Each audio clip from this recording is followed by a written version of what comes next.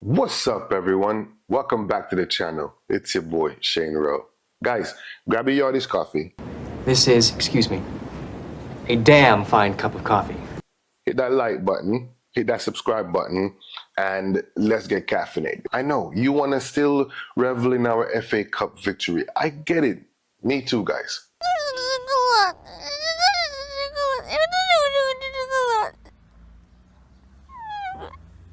But unfortunately, like life, football moves very, very fast. So we have to keep up with what's going on in the club. Now, as we all know, before the game, FA Cup final, rumors came out that they want to sack the manager. Since then, he's beaten Pep. The fans love him. I've ran my own poll on Twitter. Make sure you head over to Twitter, follow your boy on Twitter. And there you can tell the support for the manager is in full swing. Now, with that said, there was a managerial merry-go-round that ensued because of this whole idea of Manchester United sacking a manager. They had Hansi Flick, Kieran McKenna. The list was long, right? We've had Kieran McKenna says he's staying at Ipswich. We've got Hansi Flick signing for Barcelona, and Chelsea signed Enzo, or they're about to sign Enzo. So and Tuchel is still out there, but considering their own season, this past season, who came in third in the Bundesliga, which is, in my opinion, worse than eighth in the Premier League. So leave your comment down below. Let me know your opinion. But you have Bayern Munich, and you don't come at least second in the Bundesliga, I'll pass on the manager. Ain't nobody got time for that. Don't get me wrong, he won the Champions League, but we're building something over here, and I really want to stay with that. Here's my question for you guys, and leave your opinions down below. Is it now a thing where Ten Hag has his options? He had options before the FA Cup final when we were talking about getting rid of him, and from what I understand, he was, his representatives were being offered different positions. Now, are we gonna sit there and pretend like Ten Hag can't go to Bayern Munich? Now he can't, but he can't go to Bayern Munich and win a trophy, or he can't go to somewhere in Italy or another club in England. Guys, if we do anything silly, we are going to get our hand bitten right back off against Ten Hag. And bookmark it, air tag it, I don't know. Just remember this video. If we sack Ten Hag, we're going to meet him in some cup competition, and he's going to destroy us.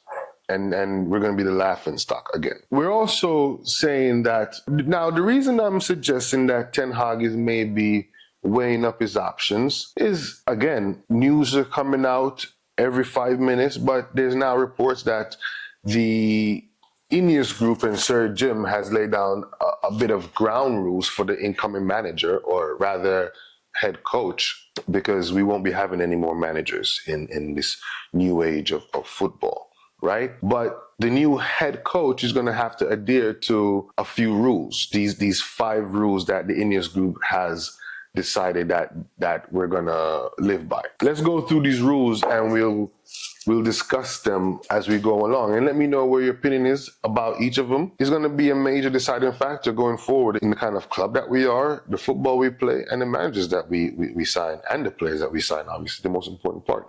Now, the first rule is the age limit of 25 for new signings. No one over the age limit of 25. And I'm not sure how completely set in stone this rule is going to be. If there is a player of the caliber of eliteness that can take us from being title contenders to title winners, well, now we need to just be title contenders. But if there's a player that can give us a little bit of magic, if we had said no to Erik Cantona, would we have gotten where we were? I'm sure Cantona was over 25 at the time, or around that age. I like it because this gives the younger generation a chance to show what they've got. It gives us a chance to pick from the youth, and we know the academy is next to none. People talk about the Barca Academy, people talk about Southampton. All these clubs have ballers coming out of the academy. But look at United, man.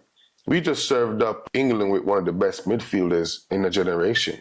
We just gave Argentina a left or a right winger with the goal of the season for the Premier League. We produce ballers, man. So I would like to see this one implemented a bit more if it's focused around bringing up the youth, which we're Man United. We're all about bringing up the youth. Now, the second rule is no Here's my question on this. What defines a Galactic? Is it the price range, or are we talking about the caliber of player? Now, if you're talking about signing another Di Maria, do me a favor, please. Get out of here. Get out of here, man. Shit, I'm saying. Please don't. Please don't. If you're talking about signing Pogba in a different United team, then maybe. We did spend 80 million on Anthony, and look where that's got us. So Anthony wasn't a Galactico, but we spent exorbitant amount of money on a player that, let's be real, guys, just we stay caffeinated, okay? Drink the coffee, it'll make you feel better. So he didn't produce what you thought 80 million was going to get you. Nowhere near it. So I understand this idea of not wanting to fill a team up of prima donnas and superstars. Up in the sky, it's a bird, it's a plane. Because maybe that might work for some clubs, like at a Real Madrid. I'm not taking a shot at Real Madrid, but they're the whole Galactico theme came from, right? So leave your comments down below, but I think this is going to be one that here's my thing. We signed Casemiro for like 60 million. And by the end of the first season, you see a difference in the player, not quality, but time, age. From one season to another season, with somewhere around 50, 60 games, right? If you're good, you're going to get wear and tear. I mean, I get up and my back hurts. Doctor said I need a backiotomy. Let alone constantly playing football and damaging and ripping muscles every day. So you want players that can be able to, if you're going to spend the money on these players, you got to be able to keep them for a longer time and at least get some kind of sell-on value for them. Again, Anthony, we spent 60, 70 million on Anthony. If we were to try and sell back Anthony today, there's no club that would pay, if they paid 40 million for him, I'll be surprised. So we're throwing money away, and then now we're restricting the manager and saying, oh, you can't get any more players. So the overly spending on inadequate players, I'm not talking about anyone in particular, but overspending on inadequate players, aka Galacticos, I think that's not our style. We can build a team. We've seen it this season that we've built a team with the lack of bodies around a youth. And I think we need to sprinkle higher experience and talent around it, but that youth core system works well for us as United. So this style of play to be set by technical director, which is Jason Wilcox. He's not even in the team yet or in the club yet. So this one I'm not sure about. When you say the style of play is going to be directed by the footballing director, are we going to have a manager and then tell him, listen, you can't play like this, you have to play like this? Or are we going to now find a manager that we want to play like? I've said this before in previous episodes. Identify how we want to play. What do you want? It's not that simple. What do you want? If you want to play tiki-taka, you can't get Jose Mourinho. He won't play it. And if you want to play counter-attacking football, you're not necessarily getting Pep either, right? So identify what you want to play like, and then go get a manager to do that, and then get the best manager to do that. But you cannot have a manager come in who is a possession-based manager, or is a high-press manager, or a counter-attacking manager, and now you tell him, change up your whole play. It doesn't make any sense, guys, right? The manager to be asked what position he wants to sign and not what player. This I agree with. I don't think, again, if there are smarter, better alternatives in a position, I don't think that we should be trying to spend the 50 to 60 million simply because you can probably sell it back on a t-shirt, right? I keep going back to Garnacho and Maino, but when you look at these players, even Rashford, all these players are homegrown United players who sells tons of shirt now and are becoming superstars in their own right. So we can get a player with the quality that Manchester United needs and deserves, but we don't need to break the bank for these players. Not because a player's name is so-and-so means they're going to perform when it comes to the Premier League. So I would much rather get quality players in a position that you might not even know their name. But if they are capable of performing the task, you're building them into a superstar nonetheless. Who's a bigger midfield name, young name right now than Kobe Mainoo? Garnacho, goal of the season once again. Foden, no one knew Foden before he burst onto the scene at City. No one knew mainstream. So there are names there in that little in your academy that you can turn into a superstar. So you don't need to go for the Galacticos. You don't need to go spend the 80 euro on the winger to bring him into the Premier League just to know that he won't be able to cope with the pressure. So, you know, leave your comment down below. Tell me what you think about these rules. I am not entirely against them. Some of them, there need to be some kind of leeway on them. And lastly, the Ineos was, after deciding what players or what position they're going to identify, they get the manager or the coach now will get a list of 3 players, and then he will choose from the 3, and he'll pick the best of the 3. Which, if you ask Alice Ferguson, if you ask Wenger, if you ask Jose, they would probably want more control over their team. And you would think that these managers have had a bit of experience and clout to make these calls. But with football being so fickle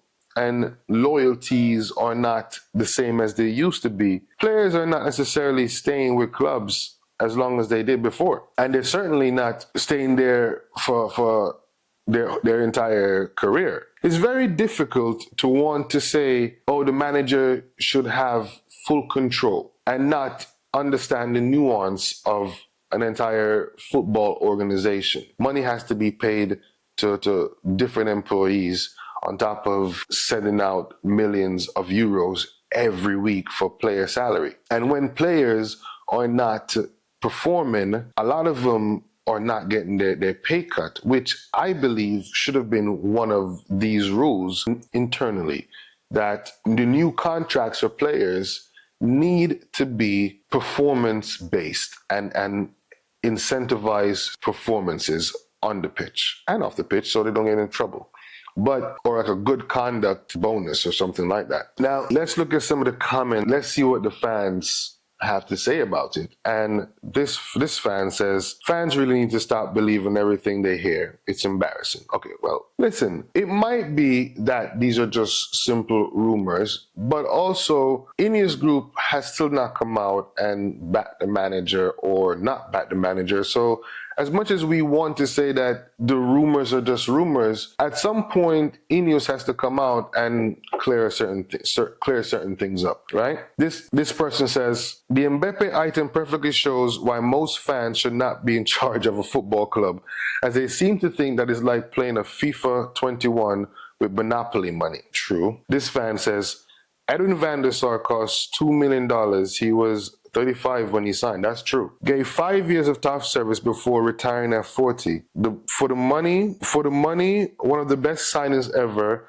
Of course, you have to manage age profile, and you should not be paying silly money for aging players, but you should be flexible. You need guidelines, not rules. Fair enough. I completely agree with that one. This fan says, I love it. A complete reversal of the last bunch of years, similar to what Thomas Frank has said in his vetting at Brentford FC. No, those guys. United have signed almost nothing but players needing to be accommodated while having absolutely no accountability. Ralph Rangnick continues to be right.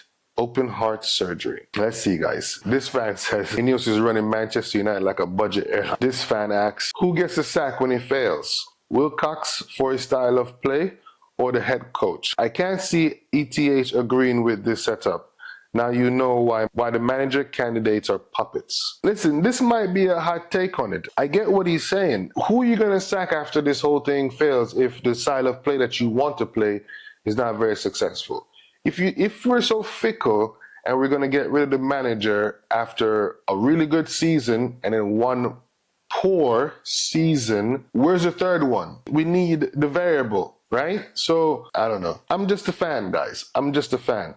And when you hear the names that are being touted as replacement, unless there's some kind of puppet willing to do anything that the board says to him, I don't see how managers are going to end up sticking completely with these rules. Yeah, like your man said, guidelines. It can't be rules, because if you have a really good player that might come into the team that makes the team better, are we going to tell him, no, you're 26? I don't know.